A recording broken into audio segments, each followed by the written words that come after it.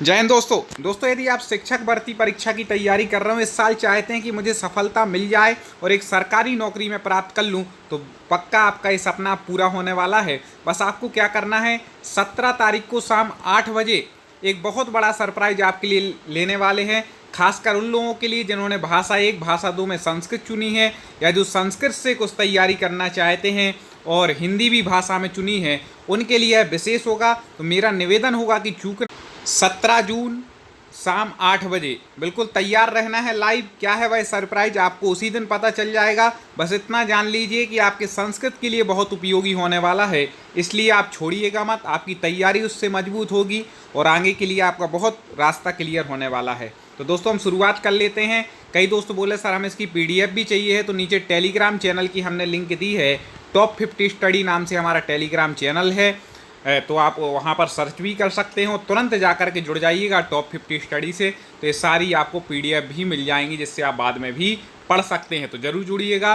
चलिए हम शुरुआत कर लेते हैं। बहुत उपयोगी क्वेश्चन है, आप भी कमेंट में उत्तर दीजिएगा। जाना दत्ताह में कौन सा प्रत्यय है, जल्दी से बता दें दोस्तों। दत्ताह में कौन सा प्रत्यय है, सबसे पहले कमेंट में कौन व्यक्ति उत्तर देगा। दत्ता में ता प्रत्यय है, इसको क्या बोलते हैं, ता प्रत्यय बोलते हैं। तो ये क्या बचा, ता बचता है। ठीक है, तो दत्ता में ता प्रत्यय है, याद रखिएगा। और देखें, सा अत्र तिष्ठित रेखांकित शब्द में मूल धातु तह लकार है।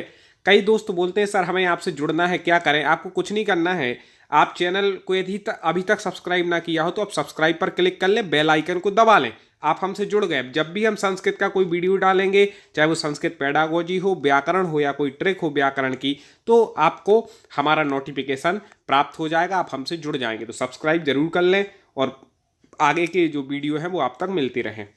तो सह अत्र रेखांकित पद में मूल धातु और लकार बताना है, तो आपको बता दें सा अत्र तिष्ठित में स्था धातु है और विधिलिंग लकार है। ठीक है, स्था धातु के जब रूप चलते हैं तो तिष्ठ हो जाता है, याद रखिएगा। और विधिलिंग लकार चाहिए अर्थ में होता है, तो इसका अर्थ हो जाएगा सा अत्र तिष्ठित, तुम्हें यहाँ बैठना चाहिए। ठीक है, ऐसा। युष्माकम गृहम कुत्र अस्ति, तुम्हारा घर कहाँ है, इसका अर्थ हो गया इस वाक्य में सर्वनाम है। दोस्तों मैं समझता हूँ संस्कृत में कई मित्रों को कठिनाई होती, चूंकि मैंने तो शास्त्रीय आचार्य की है संस्कृत से, तो मैं समझ रहा हूँ कि मेरे लिए आसान लगेंगे, लेकिन कई मित्रों के लिए कठिन होते जिनने संस्कृत माध्यम से पढ़ाई नहीं की। कोई दिक्कत नहीं, आप हमारे चैनल से सब्सक्राइब करके जुड़ गए हैं, हम आपको पूरी तैयारी कराएंगे। और आपको पिछले वीडियो हमारे देखने हो तो प्लेलिस्ट में जाइए। एक है संस्कृत व्याकरण ट्रिक नाम से प्लेलिस्ट, उसमें संस्कृत व्याकरण सरल तरीके से ट्रिक के माध्यम से समझाई। एक है संस्कृत पेडागोजी टेस्ट, उसमें पेडागोजी पढ़ाई है। और एक है संस्कृत व्याकरण एवं पेडागोजी। तो इस हिसाब से आप पूरी तैयारी कर सकते हैं। और एक और हमारी प्लेलिस्ट मिलेगी संस्कृत भाषा 1 एवं 2, क्योंकि उसी में आप लोग चुनते हैं भाषा। तो इस प्रकार से आप हमारी जुड़ करके तैयारी कर सकते हैं। चलिए आगे बढ़ते हैं। तो युष्माकम के इसमें सर्वनाम आपको बताना है। तो गृहम तो इसमें कर्म है और कुत्र अव्यय है, इसलिए युष्माकम क्या हो जाएगा, सर्वनाम। युष्माकम मतलब तुम्हारा, संज्ञा के स्थान पर प्रयुक्त हो रहा है। चलिए आगे बढ़ते हैं। अस धातु लंग लकार मध्यम पुरुष द्विवचन का रूप होगा। ठीक है, संस्कृत में 10 लकार होते हैं, आपको पता है। तो यहाँ पर लंग लकार मध्यम पुरुष 3 पुरुष होते हैं और 3 वचन होते हैं। ठीक है, तो इसमें क्या रूप बन जाएगा, तो आप सही उत्तर दे दें कि इसमें बनेगा आस्तम। क्या बनेगा, आस्तम। शब्द रूप से प्रश्न हो गया। हर चीज इसमें पूछी जाती। आता है के लिए संस्कृत में प्रयुक्त क्रिया प्रयुक्त होती है। आता है के लिए संस्कृत में क्या क्रिया प्रयुक्त होती है, बड़ा सरल है, जल्दी से बता दें। यदि संस्कृत पढ़ी है तो हाँ जी, कौन बताएगा। हाँ, आता है के लिए हो जाएगा आगच्छति। ठीक है, कमेंट खोल करके रखें। निम्नलिखित में से कौन सा पद अव्यय है। अव्यय मतलब जिनके लिंग वचन कारक में कोई परिवर्तन जिनमें ना हो, वैसे ही के वैसे ही रहे सब शब्दों के साथ, वो क्या कहें, अव्यय हैं। तो इनमें से लता, गुरु और राम तो अव्यय नहीं है। यथा क्या है, अव्यय है। यथा का अर्थ होता है जैसे। ठीक है, आगे देखें। ज्ञात्वा में कौन सी धातु है, ज्ञात्वा में धातु बताना है, जल्दी से बता दीजिए। धातु मतलब होता है एक प्रकार से क्रिया, हिंदी में उसको क्रिया कहते हैं। तो ज्ञात्वा में जो धातु हो जाएगी, बिल्कुल सही उत्तर बता रहे हैं। ज्ञात्वा में ज्ञा धातु है। ठीक है, तो प्रत्यय लग करके ज्ञात्वा बना है। पुष्पम में लिंग कौन सा है, कौन सा लिंग है, पुष्पम किस लिंग का शब्द है, जल्दी से बता दें। पुष्पम, हाँ कौन बताएगा पहले उत्तर जल्दी से बता दें। लिंग से संबंधित एक प्रश्न है, बिल्कुल सही उत्तर नपुंसक लिंग। ठीक है।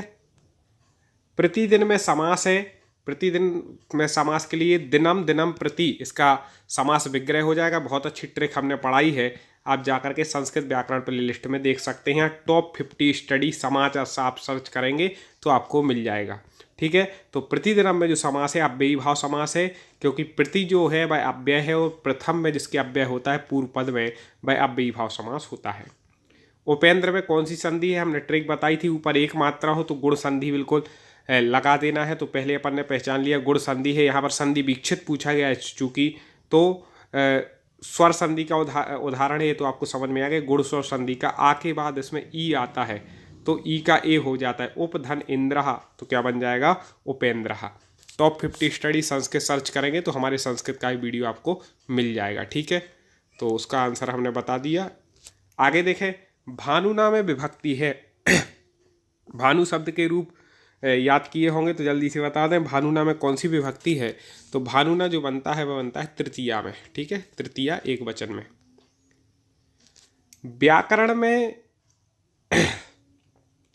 मुनियों में कौन नहीं आता है, जल्दी से बता दें। व्याकरण के मुनियों होना चाहिए, मुनियों हो गया, मुनियों में कौन नहीं आता है। थोड़ा सा गड़बड़ मुझे प्रश्न लग रहा है, फिर भी देखते हैं। तो सक्टायन व्याकरण के नियमों होना चाहिए। ये प्रश्न ही समझ में नहीं आ रहा, चलिए आगे बढ़ते हैं। सक्टायन उत्तर है। तिष्ठति में धातु है। तिष्ठति में अभी हमने बताया था कि स्था धातु का जो रूप बन जाता है वह क्या बन जाता है, तिष्ठ। इसीलिए पूछ लेते हैं, कई लोग तिष्ठ करके आ जाते या ये तिष्ठ लगाए आते। याद रखिएगा, तिष्ठतु स्थिया धातु होती है, रूप तिष्ठति चलता है, लेकिन धातु कौन सी है, स्था। ऐसे ही द्रस धातु होती है और रूप चलता है पश्यति। द्रस धातु होती है, रूप चलता है पश्यति। इन दो में से एक आ जाएगा, देख लेना। ठीक है, आज हमने बता दिया। आगे के वीडियो और ऐसे लाएंगे तो उसमें और आगे भी बताते जाएंगे। सप्तविंशति का अर्थ है, संख्याएं हमने पढ़ाई हैं तो सप्तविंशति मतलब बोलते हैं हिंदी में 27। ठीक है, सप्त मतलब 7, विंशति मतलब 20 मतलब 27। आगे, किमिव ही मधुराणाम मंडनम ना कृति नाम, पंक्ति उद्धृत है। कहाँ से ली गई है ये पंक्ति, ये जल्दी से तो आपको बता दें, अभिज्ञान शाकुंतलम से ली गई है। कालिदास जी का ये नाटक है अभिज्ञान शाकुंतलम। भीत्यार्थानाम भय हेतु का सूत्र प्रयोग किया जाता है। चलिए, विभक्ति से संबंधित प्रश्न है तो भय में जो होता है हमेशा पंचमी विभक्ति आती है। पंचमी भयन इसका सूत्र है। कभी भी भय की बात आ जाए तो अपादाने पंचमी, तो अपादान कारक हो जाएगा पंचमी विभक्ति में भय। ठीक है, भय के अर्थ में हमेशा पंचमी विभक्ति आती है, अपादान कारक होता है। निम्नलिखित में ऐसे किसकी वृद्धि संज्ञा नहीं होती। अब वृद्धि संज्ञा किसकी नहीं होगी, जल्दी से बता दें। तो ओ की वृद्धि संज्ञा नहीं होती है। किसकी नहीं होती है, ओ की। ठीक है, आगे बढ़ते हैं। अकर्मक तथा सकर्मक का संबंध है, किससे है, अकर्मक और सकर्मक। ये तो आपने पढ़ा होगा। क्रिया, क्रिया के दो भेद हैं, एक अकर्मक एक सकर्मक। जो कर्म से सहित है वह सकर्मक और जो कर्म से रहित है वह अकर्मक। संधि किसे कहते हैं, तो याद रखिएगा हमेशा वर्णों के मेल, तो दो वर्णों के मेल को संधि कहते हैं। घनश्याम में कौन सा समास है, तो इसका समास विग्रह करेंगे तो घन एव श्याम। ठीक है, घन एव श्याम। जल्दी से बता दें अब कौन सा समास हो जाएगा। एव हमने लगा दिया है तो इसमें हो जाएगा कर्मधारय समास, विशेषण विशेष भाव आ गया। आगे पठताम रूप किस लकार पुरुष तथा वचन का है। पठताम जल्दी से बता दें, कौन बताएगा पहले। पठ धातु के आपने रूप पढ़े होंगे तो लोट लकार में ये रूप बन जाएगा पठताम। जल्दी से बता दें, हाँ। तो लोट लकार प्रथम पुरुष द्विवचन, पहले बनेगा पठतु फिर बनेगा पठताम फिर पठंतु बहुवचन में। तो पठतु पठताम द्विवचन में, बहुवचन में पठंतु। तो पठताम क्या, ये हो जाएगा लोट लकार प्रथम पुरुष द्विवचन। शब्द रूप धातु रूप सबकी ट्रिक बताई है, आप चैनल पे जरूर देख लें।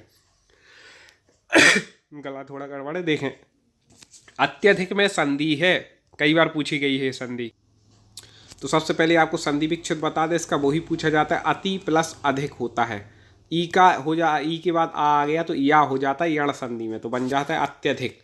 देखें यहाँ पर इन दो में तो दिया नहीं है, आगे उसमें देखते ये दिया है, ठीक है। यण संधि में अति प्लस अधिक। री वर्ण का उच्चारण स्थान है, उच्चारण स्थान से संबंधित भी प्रश्न आते हैं। तो री जल्दी से बता दें, री वर्ण का उच्चारण स्थान कौन बताएगा पहले? हाँ ठीक है, री वर्ण का जो उच्चारण स्थान है वह दंत, ठीक है। संस्कृत में धातु रूप कहते हैं, किसको कहते हैं? अभी बता दिया, क्रियापद को। धातु मतलब क्रिया, याद रखिएगा। आ गया है नैवम छिन्दन्ति शस्त्राणि नैवम दहति पावका नाचा किले दयन्त्यापो ना शोषयति मारुतः। प्रस्तुत श्लोक किस ग्रंथ से लिया गया है?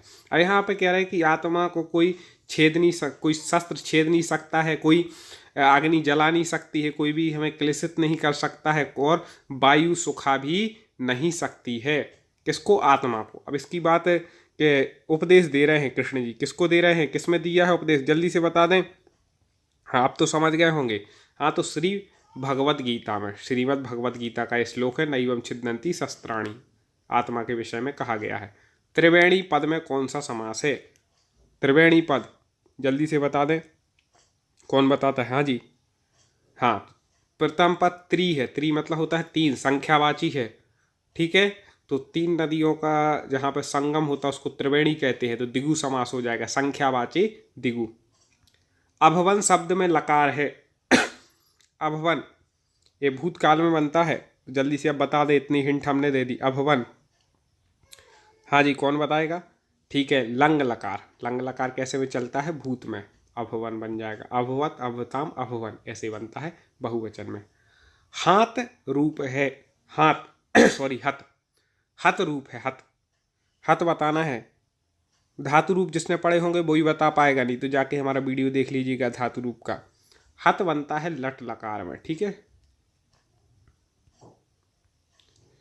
आगे देखते हैं, हाँ 59 नंबर का इसके हिसाब से प्रश्न है। माहेश्वर सूत्रों की संख्या है। माहेश्वर सूत्र कहते हैं कि जो शिव जी थे उनके डमरू से सूत्र निकले थे, आई ओण री लेके ओंगे ओंच, इन्हें माहेश्वर सूत्र कहा गया। इनकी संख्या कितनी है? 14 है। कितनी है? 14 है, याद रखिएगा। अगला दोस्तों लाइक जरूर करना अभी तक ना किया हो, हमें उम्मीद है आपको पसंद आ रहे होंगे, आप हमारे सब्सक्राइबर तो बन ही गए होंगे, क्योंकि आपको यदि पूरी तैयारी करना है तो सब्सक्राइब करना चैनल को जरूरी, जिससे आगे वाले वीडियो मिलते रहें। और दोस्तों लाइक जरूर कर देना, आगे शेयर करेंगे तो हम समझ लेंगे कि आपने पढ़ने का हमारा उपयोग कर दिया। अपादान कारक में कौन सी विभक्ति? अभी बताया था कि अपादान पंचमी, अपादान कारक में कौन सी विभक्ति होती?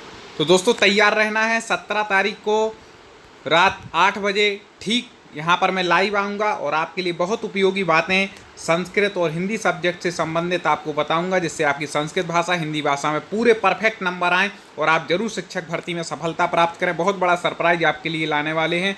17 तारीख को रात 8 बजे जो डेली हमारी क्लास रहती है उसी में आपको यह सरप्राइज मिलेगा, कुछ अच्छे क्वेश्चन भी मिलेंगे, सब कुछ वहाँ पर आपको देखने को मिलने वाला है। तो जुड़े रहिए। जय हिंद।